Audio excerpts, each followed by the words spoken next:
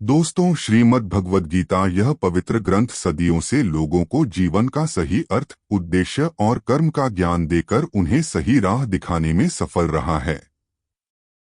आपको जिंदगी में जो कुछ भी चाहिए या आपकी जो भी समस्या है, श्रीमद् भगवद गीता की ये 10 बातें ध्यान से सुन और समझ लीजिए। आपकी हर इच्छा पूरी होगी, हर मुश्किल आसान होगी और आपका हर दुख दूर होगा।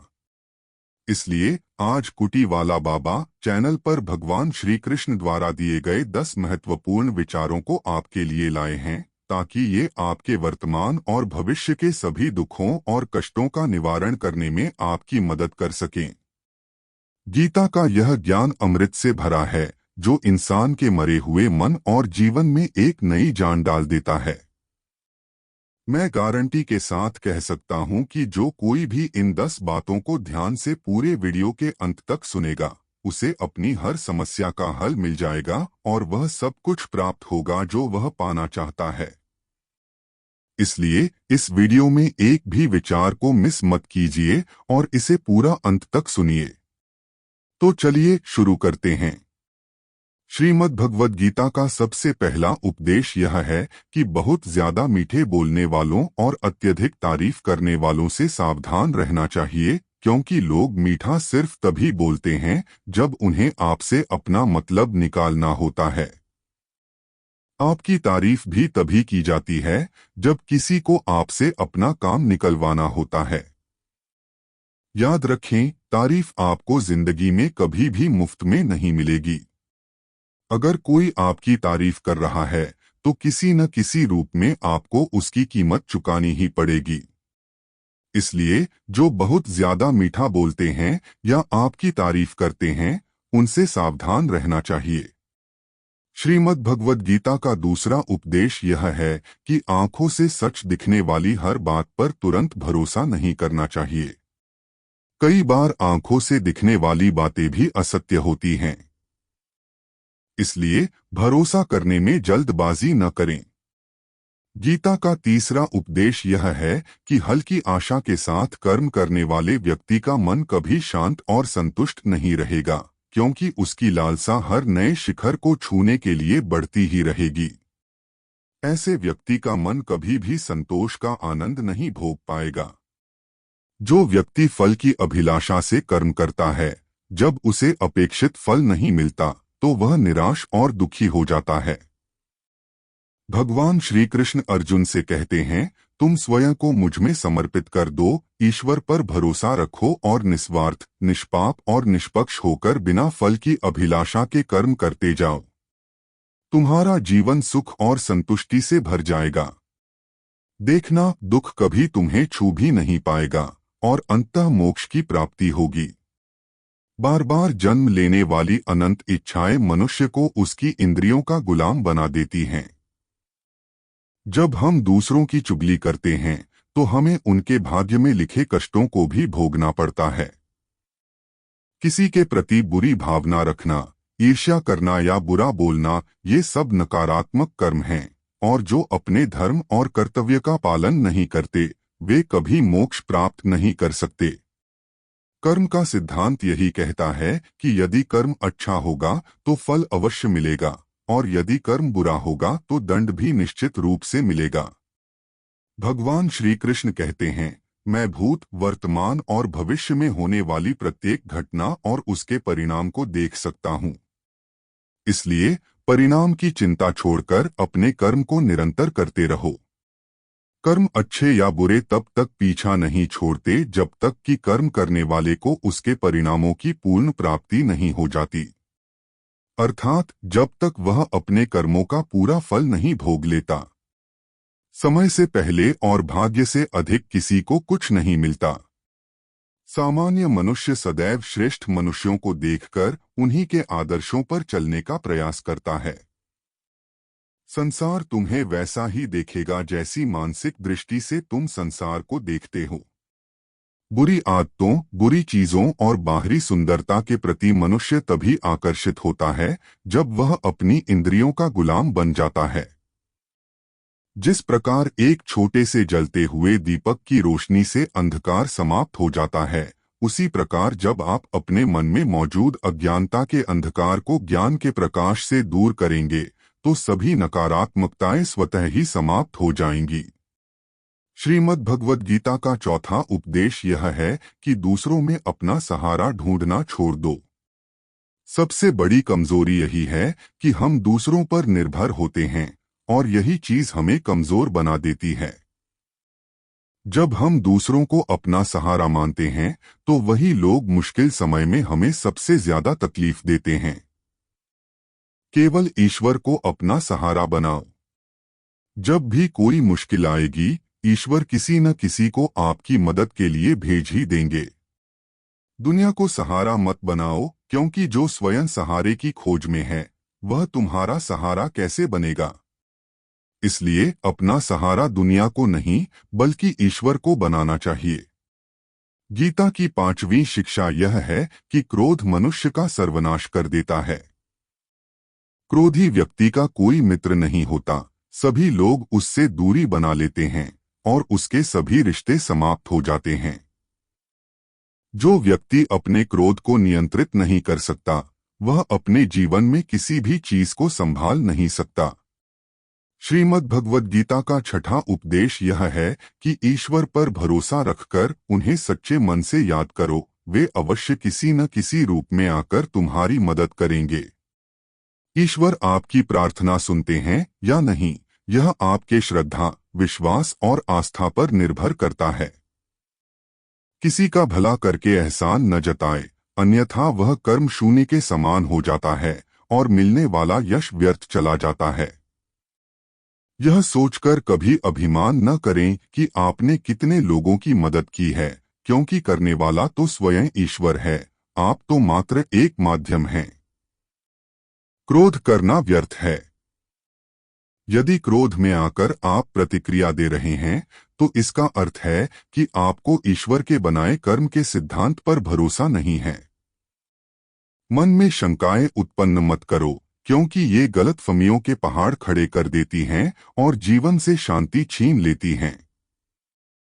यदि कोई आपके साथ बुरा करता है तो कर्म और समय उसका हिसाब खुद कर देंगे। चिंता करने के बजाय चिंतन करें। मन को नियंत्रित करके चलें, अन्यथा यह आपका सबसे बड़ा शत्रु बनकर आपको बुरे कर्म करने के लिए प्रेरित करेगा। ज्ञान बुद्धि से श्रेष्ठ होता है, इसलिए सदैव ज्ञान अर्जित करें और उसे दूसरों तक पहुंचाएं। दुनिया को वैसा ही देखोगे जैसा तुम उसे देखना चाहोगे। मेरा तेरा, छोटा बड़ा, अपना पराया जैसे भेदभाव मिटा दो, फिर सब तुम्हारा है और तुम सबके हो। फल की अभिलाषा छोड़कर जो व्यक्ति निरंतर कर्म करता है वही अपने जीवन को सुखद और संतुष्टिदायक बना सकता है। अधिक पाने या होने की लालसा व उम्मीद नहीं रखना। गीता का 7वां उपदेश यह है कि अपने मन को शांत रहना सीखो, क्योंकि अशांत मन जीवन में सिवाय दुख के और कुछ नहीं देने वाला। एक शांत मन आपको जीवन में प्रेम और आनंद ही देगा। दुख और सुख सिर्फ शांत और अशांत मन के परिणाम हैं। अशांत मन दुख को जन्म देता है और शांत मन परम आनंद को जन्म देता है।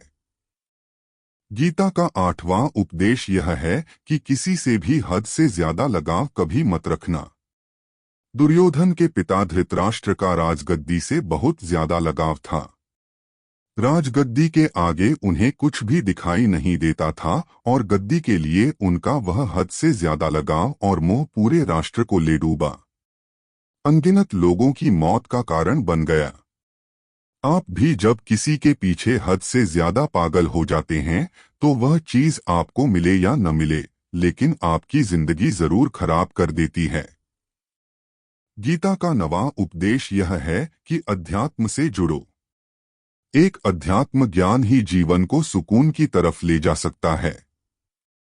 लोगों की बातों पर जितना ध्यान देंगे उतना ही आपका खुद पर से विश्वास कम होता जाएगा। इसलिए खुद पर विश्वास कर खुद के दम पर आगे बढ़ो और स्वयं ही अपना मार्ग तय करो। जीवन में किसी भी पल कुछ भी हो सकता है। जीवन सीमित है, समय व्यर्थ मत करो। बुरे अतीत को याद करके दुखी होने से अच्छा है कि उससे सीख लो और अपने वर्तमान को सुधारकर एक बेहतर भविष्य का निर्माण करो। किस बात को लेकर परेशान हो? कर्म करो और ईश्वर पर भरोसा रखो। क्या होगा क्या नहीं, यह ईश्वर पर छोड़ दो। जितना अधिक पुरुषार्थ करोगे, स्वर्ग का मार्ग उतना ही सरल होगा। स्वयं को ईश्वर के चरणों में सौंप दो। नित्य अच्छे कर्म करो और लोगों की भलाई करो, उन्हें सही राह दिखाओ। एक ज्ञानवान व्यक्ति कभी भी कामुक सुख में आनंद नहीं लेता, इसलिए ज्ञानी बनो। जो हो गया वह अच्छा हुआ, जो हो रहा है वह अच्छा हो रहा है, और जो होगा वह भी अच्छा ही होगा। वेद पुराण पढ़ने का कोई लाभ नहीं, जब तक उसमें कही बातों को अपने जीवन में उतारे नहीं, उनका पालन न करें। रावण बुद्धिमान अवश्य था, किंतु ज्ञानी नहीं। उसकी अज्ञानता ने उसे क्रोधी, कामुक और अहंकारी बना दिया, जो उसकी मृत्यु का सबसे बड़ा कारण बना। मैं सभी प्राणियों को एक समान रूप से देखता हूँ। मेरे लिए न कोई कम प्रिय है न अधिक। वह ज्ञान व्यर्थ है जो सिर्फ तुम्हारे तक ही सीमित है। उस ज्ञान का कोई लाभ नहीं जिससे समाज एवं जगत का कल्याण न किया जा सके। तुम क्यों व्यर्थ चिंता करते हो? तुम क्यों भयभीत होते हो? कौन तुम्हें मार सकता है? आत्मा न कभी जन्म लेती है, न इसे कोई मार सकता है। यही जीवन का अंतिम सत्य है। मनुष्य के कर्म ही मनुष्य को ईश्वर के नजदीक लाते हैं या ईश्वर से दूर कर देते हैं। इसलिए हमेशा अच्छे कर्म ही करें। जब जब इस धरती पर पाप, अहंकार और अधर्म चरम सीमा पर होगा, तब तब उसका विनाश कर धर्म की पुनः स्थापना हेतु मैं अवश्य अवतार लेता हूँ। जो दान कर्तव्य समझकर बिना किसी सोच के किसी जरूरतमंद व्यक्ति को दिया जाए, वह दान सात्विक माना जाता है। जिसने मन को जीत लिया, उसने पहले ही परमात्मा को प्राप्त कर लिया, क्योंकि उसने शांति प्राप्त कर ली। ऐसे मनुष्य के मन पर सुख दुख, सर्दी गर्मी और मान अपमान का कोई फर्क नहीं पड़ेगा। जो विद्वान होते हैं वे न तो जीवन के लिए और न ही मृत्यु के लिए शोक करते हैं। गृहस्थी और समाज में रहकर परोपकार करना और अपने कर्तव्यों को पूरी निष्ठा एवं ईमानदारी से निभाना धर्म का पालन करने के समान ही बड़ा तप है। गीता का 10वां उपदेश यह है कि इंसान ही आजकल इंसान का दुश्मन हो गया है। चाहे बिजनेस में देख लो, चाहे रिश्तों में देख लो, चाहे किसी भी क्षेत्र में देख लो, इंसान ही इंसान को नुकसान पहुंचा रहा है। प्रतिस्पर्धा बढ़ गई है, चोरियां बढ़ रही हैं, अपराध बढ़ गए हैं। शास्त्रों में लिखा गया है कि कलयुग में एक दिन इंसान ही इंसान को खा जाएगा। वह समय आ गया है। इंसान ही इंसान को खा रहा है, एक दूसरे का बिजनेस खा रहा है, नौकरियां खा रहा है, एक दूसरे की खुशियां खा रहा है। इंसान जो दुखी है उसे और दुखी करो, जो खुश है उसे परेशान करो। यही हो गया है आजकल। कहने को तो सब इंसान हैं, लेकिन इंसानियत कहीं दिखती ही नहीं। एक सेठ के घर से एक भिखारी निकल रहा था। उसने सेठ से कहा, मुझे एक गिलास पानी पिला दीजिए, बहुत प्यास लगी है। बहुत दूर से पैदल चलकर आया हूं, मेरे प्राण निकल रहे हैं। सेठ बोला, अभी आदमी नहीं है, आदमी आ जाए तो आपको पानी दे दिया जाएगा। थोड़ी देर बाद उस भिखारी ने फिर सेठ से कहा, आप कृपया करके मुझे एक गिलास पानी पिला दीजिए, मैं चला जाऊंगा। मेरे प्राण निकल रहे हैं और आसपास में किसी का घर भी नहीं दिख रहा। सेठ ने फिर वही जवाब दिया, मैंने कहा न, आदमी आने वाला है। वह आ जाए तो आपको पानी मिल जाएगा। तब वह भिखारी सेठ से कहने लगा, तुम खुद ही आदमी क्यों नहीं बन जाते? थोड़ी देर के लिए तुम ही आदमी बन जाओ। आजकल यही हो गया है। कोई आदमी बनने को तैयार ही नहीं है। बस लोग एक दूसरे को नोचने में लगे हैं, एक दूसरे का फायदा उठाने में लगे हैं। इसी वजह से कलयुग को मतलबी युग कहा जाता है, जहां लोग सिर्फ अपने मतलब से ही जुड़े हुए हैं।